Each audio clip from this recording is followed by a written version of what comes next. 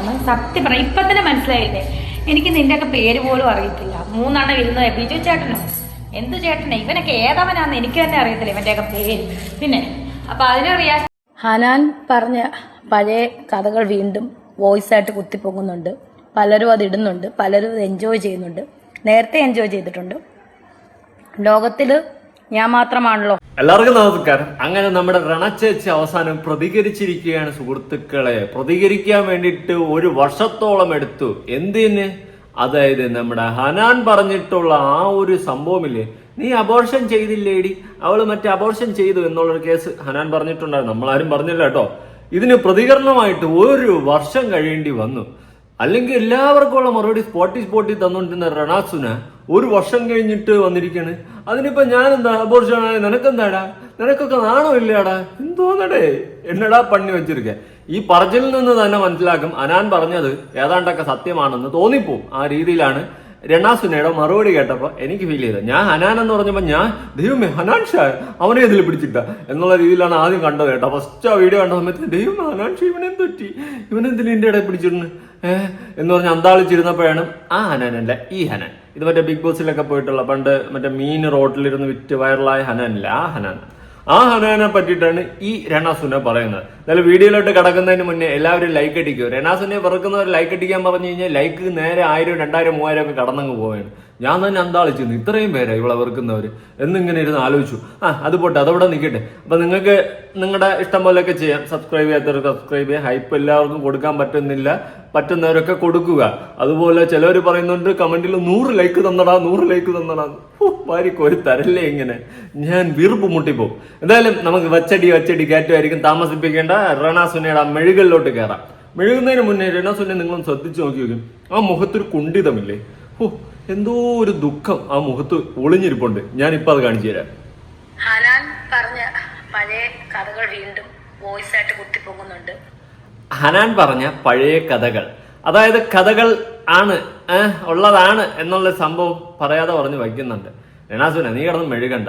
നിന്റെ life story എന്താണെന്ന് വ്യക്തമായിട്ട് എനിക്ക് അറിയാം. ഞാനത് പലവട്ടം പലതായിട്ട് പറഞ്ഞിട്ടുണ്ട്. എക്സ്പോസ് ചെയ്തതിൻ്റെയൊക്കെ റീസൺ നീ തന്നെയാണ്.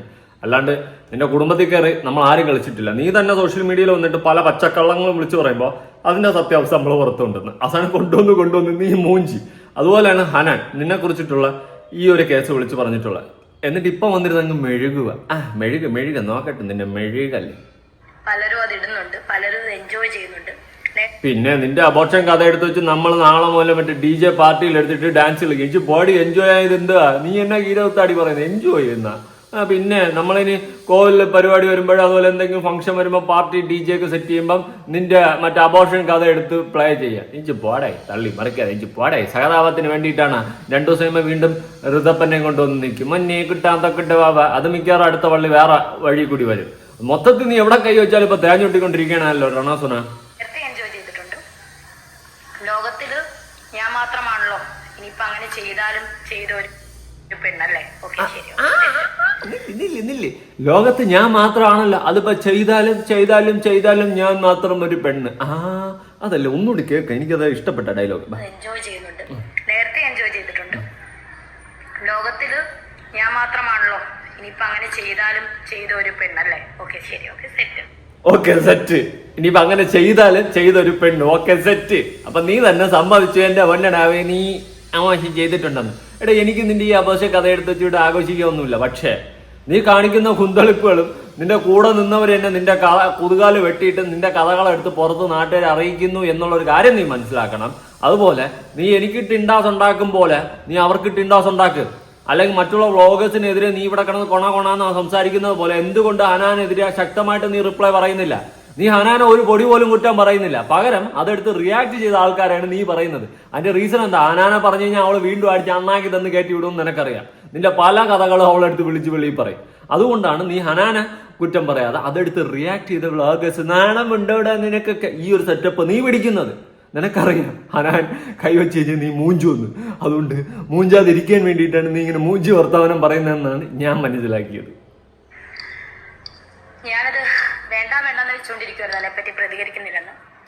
എന്തിന് ഇത്രയും വർഷം കഴിഞ്ഞിട്ടാ പ്രതികരിക്കാനായിട്ട് വന്നത് മുന്നോട്ട്? എവിടെയായിരുന്നു ഇത്രയും നാള്? ഇതൊന്നും കണ്ടില്ലേ? ബാക്കി യാവൻ തുമ്മിയാലും തുപ്പിയാലും ദൂരെയാലും എടുത്ത് റിയാക്ട് ചെയ്യുന്ന റണാസുനയ്ക്ക് ഇതൊന്നും കാണാൻ സാധിച്ചില്ലേ? എന്ത് പറ്റി? എവിടെ ആയിരുന്നു? ഞാനൊരു കാര്യം ചോദിച്ചോട്ടെ? വേണ്ട, നീ ചോദിക്കാൻ പോണ എന്നെങ്കിലും കൊണകൊണാന്നുള്ള ചോദ്യമായിരിക്കും. നീ ചോദിക്കാതിരിക്കുന്നതായിരിക്കും ബെറ്റർ. എന്നാലും നീ ചോദിച്ച സ്ഥിതിക്ക് നീ ചോദിക്കും. അല്ലാത്തവരുടെ ഒക്കെ എടുത്ത് അവള് ചാടുന്നല്ലോ, ഇത് സത്യമാണോ? നിനക്കൊക്കെ എന്തിന്റെ കേടാണ്? അല്ലാത്തടത്തൊക്കെ അവള് ചാടുന്നുണ്ട്, ഇതൊക്കെ സത്യമാണോ എന്ന് നാട്ടുകാർ ചോദിച്ചപ്പോ നിനക്കൊക്കെ എന്തിന്റെ കേടാണെന്ന്. നീ അങ്ങനെയാണെങ്കിൽ നിന്നെ ഞാൻ വെല്ലുവിളിക്കണ്ടടി. ഹനാൻ പറഞ്ഞു പച്ചക്കള്ളമാണോ, നീ അങ്ങോട്ട് തെളിയിക്ക്. പറ്റുമോ നിനക്ക്? ഇനി ഹനാനിന്റെ എതിരെ നീ ശക്തമായിട്ടൊന്ന് പ്രതികരിക്കും. നിന്റെ കൊണച്ച ആൽബങ്ങളും അതും ഇതുമൊക്കെ എടുത്തു വെച്ച് നാട്ടുകാർ റിയാക്ട് ചെയ്യുമ്പോൾ അവന്മാരെ എല്ലാ സകലമായ എണ്ണത്തിനെ നീ പൂരത്തല വിളിക്കുന്നു. എന്നെ ഇടയ്ക്ക് തെണ്ടിന്നവരെ വിളിച്ച് നിന്റെ അച്ഛൻ സുഖമാണെന്ന് ഞാനും ചോദിച്ചപ്പോൾ നിനക്കത് കാര്യം പിടിയിട്ടെന്നാണ് ഞാൻ മനസ്സിലാക്കുന്നത്. എന്തായാലും നീ ഇത്രയൊക്കെ പറഞ്ഞ സ്ഥിതിക്ക് നീ ഹനാനെതിരെ ശക്തമായിട്ടൊന്ന് പ്രതികരിക്കും. ഹനാന്റെ പേര് പറയുമ്പോൾ എന്ത് സൗമ്യതയാ, എന്താ? കാരണം കൂടുതൽ പറഞ്ഞു കഴിഞ്ഞാൽ അവള് ചരിത്രം മൊത്തം എടുത്ത് ഇങ്ങോട്ട് അങ്ങ് വിളമ്പി കൊടുക്കുക. അതോടെ മൂഞ്ചും. അത് നിനക്കും അറിയാം, എനിക്കും അറിയാം, കാരണം നാട്ടുകാർക്കും അറിയാം. കുത്തിപ്പൊക്കാനല്ലേ? നിനക്ക് നാണോ മാനോ ഉളുപ്പും ഇല്ലാതെ നീ ഓരോന്ന് കാട്ടി കൂട്ടുന്നുണ്ട്. പിന്നെ അതെടുത്ത് വെച്ച് നാട്ടുകാരെ മുന്നിൽ ചർച്ച ചെയ്യുന്ന നമുക്ക് എങ്ങനെയാ നാണവും മാനം? നിന്റെ പേഴ്സണൽ ജീവിതത്തിൽ ഇടിച്ചു കയറിയൊന്നും നമ്മൾ വന്നില്ല. ഹനാനാണ് അത് പുറത്തു വിട്ടത്, മറ്റേ അവരുടെ വഴിയൊക്കെ പുറത്തു വിട്ടത്. അത് പിന്നെ വേറെ കഥ, അത് പോട്ട്. നീ പല കോപ്രായങ്ങളൊന്ന് കാട്ടിക്കൂട്ടുന്നതിനാണ് നമ്മൾ റിയാക്ട് ചെയ്യുന്നത്. അല്ലാതെ നിന്റെ കുടുംബത്തിന്റെ അകത്ത് കയറിയിട്ട് വീട് ചോരുന്നൊന്നും നമ്മൾ നോക്കിയില്ല. നീ തന്നെയാണ് കൊണ്ട് വെളിയിട്ടത് എല്ലാ കഥകളും. അയ്യോ, നിന്നെ പറ്റി നമ്മൾ സംസാരിക്കുന്നുണ്ടല്ലോ എന്നെങ്കിലും പറഞ്ഞ് നീ ആശ്വസിക്കും. നമുക്കാണ് നാണോ ഇല്ലെന്ന് ചോദിക്കാനുള്ളത്. സത്യം, നിനക്ക് നാണോ മാനോ ഉളുപ്പില്ല, നമുക്കറിയാം. ശരി, നിങ്ങൾ ഇങ്ങനെ സ്ഥാപിക്കുന്നവര് ഏതായാലും ഞാൻ എന്താ പറയാ, ദിവ്യമായിട്ടൊന്നും അങ്ങനെ ആവത്തില്ലല്ലോ. അപ്പൊ നിങ്ങളൊരു കാര്യം, ദിവ്യമായിട്ട് അങ്ങനെ ഒന്നും ആവത്തില്ലല്ലോ. നീ എന്താ ഉദ്ദേശിച്ച് വന്ന രമണ? എടാ വത്സ, നീ എന്താ ഉദ്ദേശിക്കുന്നേ? എനിക്ക് മനസ്സിലായി, ദിവ്യഗർഭമൊന്നും അല്ലല്ലോ എന്നല്ലേ ഉദ്ദേശിച്ചത്. അപ്പൊ ഒരാള് കാണത്തില്ലേ? അതാരോ? നീ ഉരുണ്ട് മറിയുമ്പോ ഇനി മിക്കവാറും ഹനാൻ അതും കൂടി പൊട്ടിക്കും. അതോടെ മൂഞ്ചിയേ ഏത് വാഴ്ക്കൈ പോകുതേ, മൂഞ്ചിയേ മൂഞ്ചി പോകുതേ, അന്തമാതിരി. ദൈവമേ, ഞാൻ വിചാരിച്ചു അതിന് ഉത്തരവാദി ഇനി നമ്മൾ ആരെങ്കിലും ആണെന്ന്. അങ്ങനെയൊക്കെ നീ വിളിച്ചു പറയും. വായ്ത്തോതിയ കോതയ്ക്ക് പട്ടാണല്ലോ നിന്റെ ശീലം, അതുകൊണ്ട് പേടിച്ചത്. അതിന് ഉത്തരവാദിയേ? ഞാൻ പെട്ടെന്നൊരു സ്റ്റക്കായി. ദൈവമേ, ഇനി ഡാനിസത്തിന്റെ പേരായിട്ട് വിളിച്ചു പറയൂ. ദൈവമേ, ഇങ്ങനെ ഒന്ന് ആലോചിക്കുമായിരുന്നു.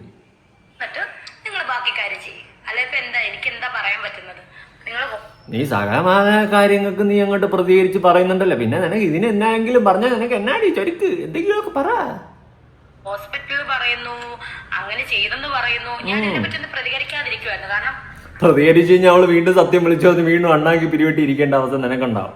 അതുകൊണ്ടാണ് നീ പ്രതികരിക്കാത്തത്. കാരണം വേറെ ഒന്നുമല്ല, നീ പ്രതികരിക്കൂല മോളെ. പ്രതികരിച്ചു കഴിഞ്ഞാൽ ഹനാനെതിരെ നീ കിച്ചി ബാ എന്ന് പറഞ്ഞു കഴിഞ്ഞാൽ അപ്പോൾ അടിച്ച് അമ്മാക്കി തരും. അതോടെ പിരിവെട്ടി നീ ഇരിക്കും. അത് നിനക്കും അറിയാം, എനിക്കും അറിയാം, കാണുന്ന നാട്ടുകാർക്കും അറിയാം. അച്ചോടാ, ഹനാനിന്റെ ഒരു സുഹൃത്തായിരുന്നു. പുള്ളിക്കാരി എങ്ങനെയാടാ ഇങ്ങനെ പറഞ്ഞെന്ന് എനിക്കറിയില്ല. പുള്ളിക്കാരി പറഞ്ഞല്ലോ, സത്യമാണോ കള്ളമാണോ എന്ന് പറയണ സുന. നിനക്കെതിരെ തിരിഞ്ഞതിന്റെ റീസൺ ഞാൻ പറഞ്ഞുതരാം. നിന്റെയൊക്കെ കയ്യിലിരിപ്പ്, നിന്റെയൊക്കെ സ്വഭാവം, ചീഞ്ഞളിഞ്ഞ സ്വഭാവങ്ങൾ കണ്ടപ്പോ അവള് നിനക്കെതിരെ തിരിഞ്ഞു. അത്രേ ഉള്ളൂ, വേറെ കുഴപ്പമൊന്നുമില്ല. പിന്നെ അവരെന്താണ് തിരിഞ്ഞെന്ന് എനിക്കറിയില്ല. ഇപ്പൊ അവരെന്റെ കൂട്ടുകാരിയല്ല. കാരണം എന്നെ പറ്റി അനാവശ്യം പറഞ്ഞ അവരെന്റെ കൂട്ടുകാരിയല്ല. ഹനാനെ, നീ ഇതിന് മറുപടി കൊടുക്കണം. നിന്നെപ്പറ്റി അനാവശ്യം പറഞ്ഞ് രേണുവിനെ പറ്റി ഹനാൻ അനാവശ്യം പറഞ്ഞു എന്നാണ് രേണു സ്ഥാപിക്കുന്നത്. ആ സ്ഥിതിക്ക് നീ ഇതിന് മറുപടി കൊടുക്കണം ഹനാനെ. വെറുതെ വിടരുത്. നീ ഇതിന്റെ സത്യം തെളിയിക്കണം. അതോടെ ഇവള് വീണ്ടും മൂഞ്ചു. രേണു, നീ തന്നെയാണ് പലപ്പോഴായിട്ട് നിനക്കുള്ള കുഴി തോണ്ടി വെക്കുന്നത്. ഈ ഹനാന്റെ വിഷയമൊക്കെ നീ തന്നെ വീണ്ടും കുത്തിപ്പൊക്കി ഇട്ടു കൊടുക്കുകയാണ് ലൈം ലൈറ്റിലോട്ട്. നെഗറ്റീവായാലും നിനക്കത് മതിയായിരിക്കും. പക്ഷെ അത് സത്യാവസ്ഥ ബാക്കി എല്ലാം കൂടി ചകഞ്ഞെടുത്തോണ്ടങ്ങ് വരും. ഇതിന്റെ സത്യാവസ്ഥ നമ്മളതിലുണ്ട്, ഡീറ്റെയിൽസ് ഉണ്ട്. പിന്നെ വേണ്ട, എന്തിനാ വേറെ. എന്താണ് ഇതിന്റെ അടിസ്ഥാനം എന്നറിയാതെ വെറുതെ എന്നെ അടിസ്ഥാനം എന്ന് പറയുമ്പോൾ ആദ്യം നമ്മള് മറ്റേ വാനന്തമുണ്ട്, പിന്നെ കോൺക്രീറ്റ് ഇട്ട് ബെൽറ്റ് കോൺക്രീറ്റ് അങ്ങനെ ഓരോന്ന് ചെയ്ത് അവസാനം വീട് വയ്ക്കും. മനസ്സിലായ? അത്രേ ഉള്ളൂ. നിന്നെ ക്രൂശിക്കുന്നല്ലേ? നീ ആര്? യേശു ക്രിസ്തു. അങ്ങനെ പറയരുത്. യേശു ക്രിസ്തുവിനെ ഓർമ്മനിക്കില്ല, ഇടിച്ചു കളഞ്ഞു.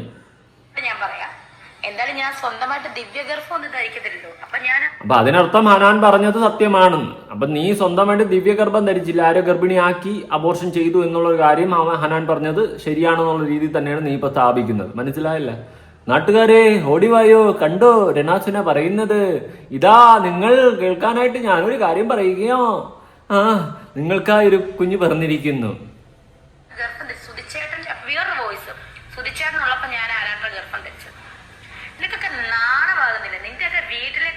അന്വേഷിക്കാനുള്ളതിന്. പിന്നെ നമ്മുടെ വീട്ടിൽ ഇപ്പൊ ഇതൊക്കെയല്ലേ പരിപാടി. നിന്റെയൊക്കെ വീട്ടിൽ നടന്ന കാര്യങ്ങളും നിന്റെയൊക്കെ കൂടെ നിന്നൊക്കെ കൊണ്ട് നാട്ടുകാരുടെ മുന്നിൽ ഇട്ട് കൊടുത്ത് അതെടുത്ത് വെച്ച് സംസാരമായി കേട്ടാ. നീ ബാക്കിയുള്ളവന്മാരെ കുറ്റം പറയില്ല. നിനക്ക് വല്ലതും പറയണ്ട, നീ ഹനാനെ പറയും കേസില്. ഹനാനാണ് ഈ സാധനം പുറത്തു വിട്ട. എന്നിട്ട് നീയാണ് ഇപ്പൊ വന്നിട്ട് കൊണയടിക്കുന്നത്, നമ്മളാരും അല്ല. എന്നിട്ട് നീ വന്നിപ്പോ കണവണാണ് നമ്മൾ കുറ്റക്കാരായി. അടി മടലോട്ടി അടിച്ചോളാം ഞാൻ. ഈ രേണുസുതി എന്ത് കാണിക്കുന്നത് നോക്കി നടക്കുന്ന ചെറ്റകളാണല്ലോ നീയൊക്കെ. ഓ, അച്ഛന് സുഖാണല്ലോ. സുഖാണല്ലോ, നല്ലവണ്ണം സുഖമാണല്ലോ. അല്ലെങ്കിൽ അച്ഛനെ പിടിച്ച് ഫ്രണ്ടിൽ പറഞ്ഞിട്ട് രേണുസുതി എന്ത് കാണിക്കണം നാട്ടുകാർ നോക്കുന്നു, എന്റെ പൊന്നെ ചേട്ടാ എന്ന് പറയാം അങ്ങോട്ട് കേട്ടാ.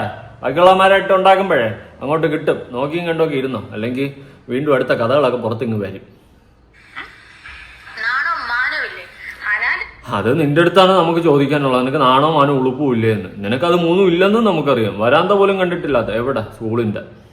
വോയിസിനോട് പ്രതികരിക്കാൻ എനിക്ക് സൗകര്യമില്ല, ഇരിക്കുവല്ലോ. പക്ഷെ ഹനാൻ തന്നെ കൊണ്ടുവരട്ടെ ആ ഉത്തരവാദിയെ. ഒരു 22 വയസ്സുള്ള ചെറുക്കൻ എന്ന് പറഞ്ഞില്ലേ, ചെറുക്കനെ കൊണ്ടുവരട്ടെ എന്ന്.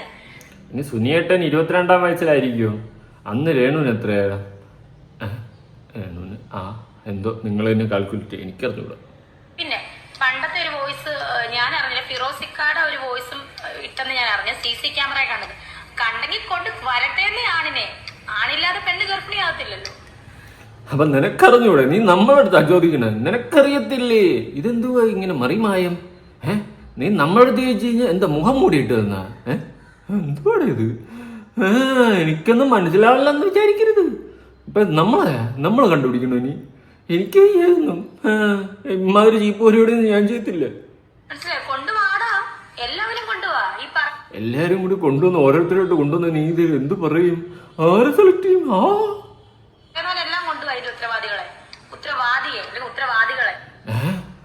നിനക്ക് ഉറപ്പില്ല ഇതെന്തുവാടേ? ഉത്തരവാദികൾ ഒന്നിലധികമോ? ഇതെന്തുവാ? ഗ്യാങ് ബാങ്കാ? സമ്മതിക്കില്ല ഞാൻ. കേസോ? പ്രകൃതി വിരുദ്ധതയാണ് ഗ്യാങ് ബാങ്ക് കേസോ?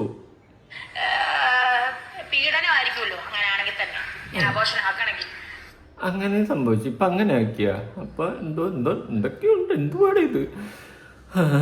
ചാണാൻ ചവിട്ടിയാന്ന് നാറുമെന്ന് പറയുന്നത് എന്തുകൊണ്ടും ശരിയാണ്. ഇതിപ്പോ മിക്കവാറും നമ്മളെല്ലാവരും നാറുന്ന കേസാണ് എനിക്ക് ഫീൽ ചെയ്യുന്നത്.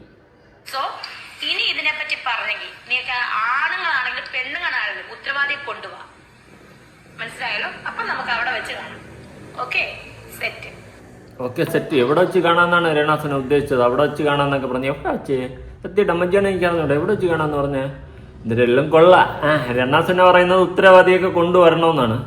കൊണ്ടുവരാം. അധികം ഒന്നും താമസിക്കണ്ട. ഇപ്പൊ തന്നെ അടുത്ത ആഴ്ച തന്നെ വിളിച്ചോണ്ടുവരാം. ഹാപ്പി അല്ലേ? ഹാപ്പി ആയിട്ടിരിക്കും. നമ്മള് സെറ്റ്. വെറുതെ ഇരിക്കുമ്പോൾ എന്നെ ഒന്ന് വിളിക്കട്ടെ രേണുസുതി. എന്തായാലും നമ്പറൊക്കെ കാണുമല്ലോ, കേസൊക്കെ കൊടുത്തല്ലേ, നമ്പറൊക്കെ കാണുമല്ലോ, ഒന്ന് വിളിക്കും. നമുക്ക് ഇതിനെപ്പറ്റി ഡീറ്റെയിൽ ആയിട്ട് സംസാരിക്കാം. ഇനി ഈ ഡാനി സത്യനുമായിട്ട് രേണാസുനയ്ക്ക് എന്തോ ഒരു ടൈപ്പ് ഉണ്ട്. ഇടയ്ക്കിടയ്ക്ക് ഡാനി സത്യനെ പ്രൊമോട്ട് ചെയ്യുന്നുണ്ട്. അതിരിക്കട്ടെ, എന്താണ് ഇതിന്റെ ഉദ്ദേശം? ഡാനി നീ ഇനി അതും പോട്ട്, നിന്നോട് സോറിയൊക്കെ പറയുന്നുണ്ട്. അത് കേട്ടപ്പോഴാണ് എനിക്ക് എന്തോ ഇവിടെ ഒരു തകരാറ് പോലെ ഫീൽ ചെയ്തത്. എന്തുവാ ഇത് നടക്കുന്ന കൊച്ചു കേരളത്തില്?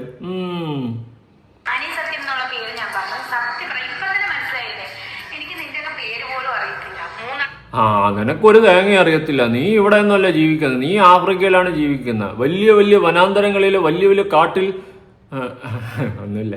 അതോട് നമ്മളെന്തിന് കഥയിലോട്ടൊക്കെ പോകണം. അപ്പൊ നിനക്കൊന്നും അറിയത്തില്ല, ആരെയും അറിയത്തില്ല. പക്ഷെ എല്ലാവരുടെ വീഡിയോ കാണും, പക്ഷെ നിനക്ക് ആരെയും അറിയത്തില്ല അല്ലേ?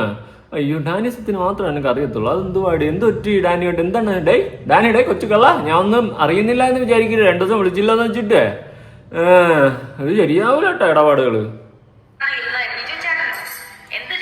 ബിജു ചേട്ടൻ ബിജു അല്ലേടാ, വായിക്കാൻ പോലും നിനക്കറിഞ്ഞടാ. ബിജു ഒന്ന് എന്തുപാടേ അതാണ് പറഞ്ഞത്. സ്കൂളിന്റെ വരാന്ത നീ കണ്ടിട്ടില്ലെന്ന്. എന്റെ എല്ലാ കൂടുതലും കുറവുണ്ട്. ബിജു ചേട്ടൻ എന്ന് പറയേണ്ടതിന് ബിജു ചേട്ടൻ എന്ന്. കഷ്ടം. നിനക്ക് നിന്നെ തന്നെ അറിയത്തില്ല, പിന്നെയാണ് ബാക്കിയുള്ളവരറിയാം. നീ നീ വലിയ സെലിബ്രിറ്റി അല്ലേ? എലിവരട്ടി. സ്വന്തം ഭർത്താവ് ചത്തന്റെ പേരില് ആഘോഷമാക്കി മാറ്റിയ ഒരു ഭാര്യ, ലോകത്തിൽ ആദ്യത്തെ അവസാനത്തെ.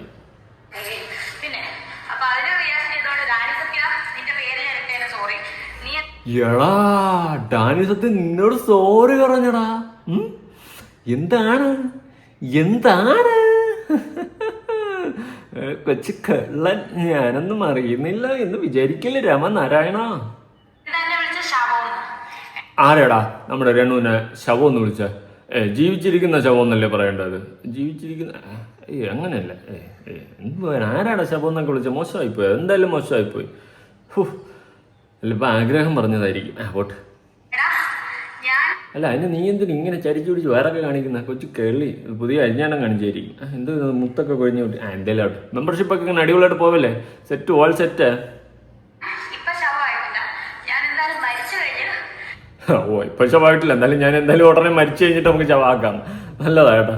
ഉടനെ ഉണ്ടാവോ?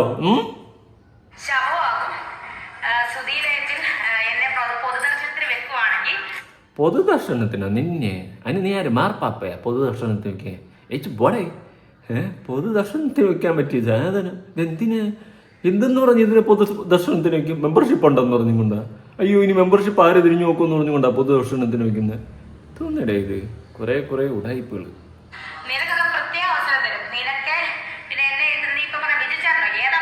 ബിജു അല്ലടേ ബിച്ചു. വായിക്കാൻ പോലും പറഞ്ഞു ഓർത്ത വിവരദോഷി. നമുക്കൊക്കെ പ്രത്യേക ഇതാ. അപ്പൊ നേരത്തെ അവിടെ പറയണം കേട്ടോ, വീട്ടിൽ പറയണം. എന്റെ പേരില്ലേ, അതെനിക്ക് അവസരമില്ലേ? ഞാനാണ് നിന്നെ ഏറ്റവും കൂടുതൽ ഇത്രയും ഇവിടെ എത്തിച്ചത്. അത് നിനക്കറിയാവോ? എനിക്ക് ഒരു അവസരം താഴെ പൊതുദർശനത്തിൽ ഫ്രണ്ടിൽ നിന്ന് കാണാനായിട്ട് അവസരം തരുമോ? അത് അതിനു മുമ്പേ ഞാൻ തട്ടിപ്പോവോ? ദൈവത്തിന് അറിയാം.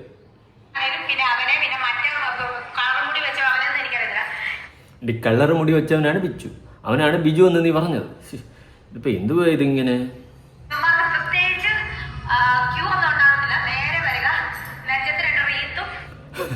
ക്യൂ ഒന്നും ഉണ്ടാവില്ല. നീ ആരടേ? അയ്യേ ക്യൂ ഒക്കെ നിന്ന് കാണാനായിട്ട്. ഇനി നമുക്ക് പ്രത്യേക VIP സൽക്കാരമായിരിക്കും. കൊള്ളാം. ബാക്കി പറ. പിന്നെ നമുക്ക് പ്രാന്തല്ല. നമ്മുടെ കയ്യിലിരിക്കുന്ന പൈസയും കൊടുത്ത് നിനക്ക് ഇനി ബൊക്ക വാങ്ങിച്ചു തരാൻ പറ്റത്തില്ല. ബൊക്ക വാങ്ങിച്ചു തരാൻ നീ എന്ത് ആണ്ടല്ലോ മാറ്റാ? ചത്തല്ല കിടക്കണം. റീത്താണ് വെക്കേണ്ടത്. എന്തുപാട് ഇത്? പറഞ്ഞിട്ട് കാര്യമില്ല. ഇതാണ് പറയുന്നത്. സ്കൂളിന്റെ വരാന്ത വല്ലപ്പോഴൊക്കെ പോയെങ്കിലും ഒന്ന് എത്തി നോക്കണമായിരുന്നു. ബൊക്ക വാങ്ങിച്ചു തരാൻ പറ്റിയ സാധനം. എടേ റീത്ത് അതാണ് വാങ്ങിച്ചു തരുന്നത്.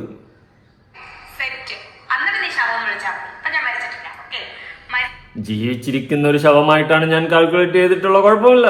എന്തായാലും അന്നും വിളിക്കാം ഇന്നും വിളിക്കാം. വിഷമിക്കണ്ട.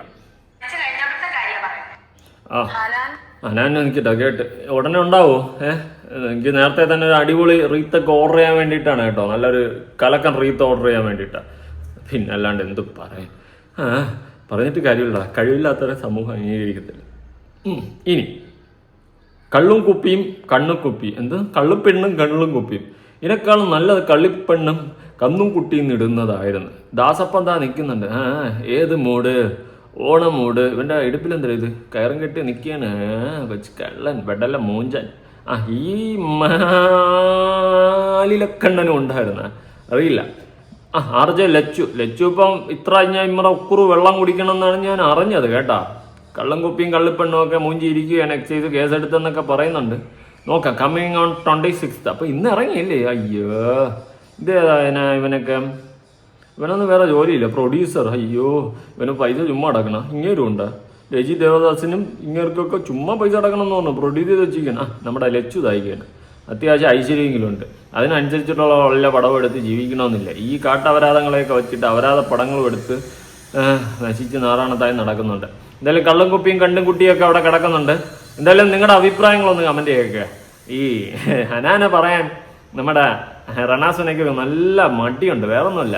അവൾ അടിച്ച് അണ്ണാക്കി കൊടുത്തിട്ടുണ്ട്. അതുകൊണ്ട് അവളെ വല്ലതും പറഞ്ഞു കഴിഞ്ഞാൽ അവൾ ബാക്കി ഡീറ്റെയിൽസും കൂടി അങ്ങോട്ട് പുറത്തോടും. വീണ്ടും മൊഞ്ചി തിരിഞ്ഞ് കമ്പി തിരിയാം. എന്തിന് നമ്മൾ അറിഞ്ഞും കൊണ്ട് ഒരാളെ പോയി ചൊറിയണേ എന്നായിരിക്കും വിചാരിക്കുന്നത്. എന്തായാലും നിങ്ങളുടെ അഭിപ്രായങ്ങളും കാര്യങ്ങളും ഉറപ്പെടുത്താൻ വേണ്ടി പുതിയ വീഡിയോ ഇട്ടുണ്ട്.